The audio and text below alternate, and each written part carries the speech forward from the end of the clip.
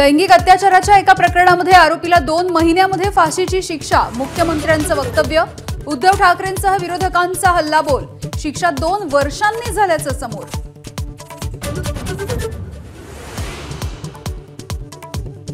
बदलापूरच्या घटनेमध्ये राजकारण दिसत असेल तर मुख्यमंत्री सुद्धा विकृतच। उद्धव ठाकरेंची शिंदेंवरती कडाडून टीका। आधी बहिणींना सुरक्षित करा, मग लाडकी बहीण योजना आणा, केला हल्लाबोल।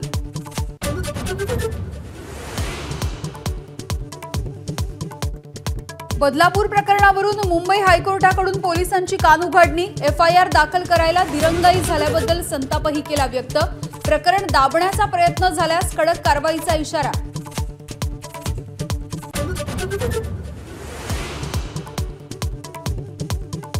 गुन्हे शाखेच्या अधिकाऱ्यांकडून बदलापूर शाळेची झाडाझडती। सीसीटीव्ही आणि डीव्हीआरही जप्त, तर आरोपी अक्षय शिंदेच्या घराबाहेर पोलीस बंदोबस्त वाढवला।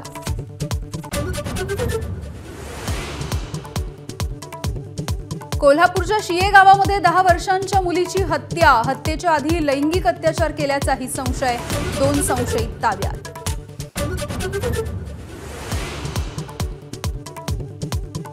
मुख्यमंत्री पदाच्या चेहऱ्यासाठी उद्धव ठाकरेंचा आग्रह कायम। किमान भिंतींच्या आड तरी चेहरा जाहीर करा। ठाकरेंची पवार आणि काँग्रेसकडे मागणी। सूत्रांची माहिती।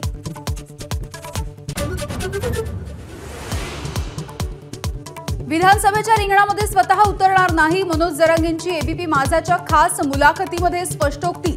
700 ते 800 इच्छुक येऊन गेल्याची ही माहिती। सर्वाधिक संख्या पश्चिम महाराष्ट्रामधली।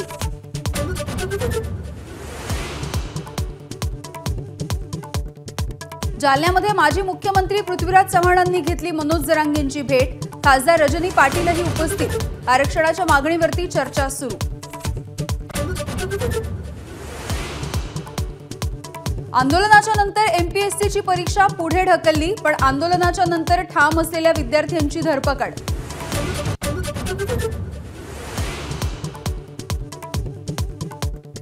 एकनाथ खडसे भाजपमध्ये की अजूनही राष्ट्रवादीतच? संभ्रम कायम। 25 ऑगस्टच्या पंतप्रधान मोदींच्या जळगाव दौऱ्यामध्ये खडसे भाजपमध्ये प्रवेश करणार का, याची चर्चा रंगली। सेबी अदानी प्रकरणामध्ये ईडीनं कारवाई करण्याच्या मागणीसाठी काँग्रेस आक्रमक। मुंबईमध्ये ईडी कार्यालयावरती धडक मोर्चा।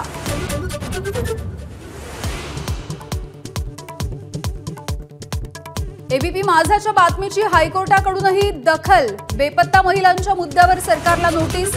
5 वर्षांमध्ये 1 लाखाहून अधिक महिला झाल्यात बेपत्ता। एबीपी माझा, उघडा डोळे बघा नीट।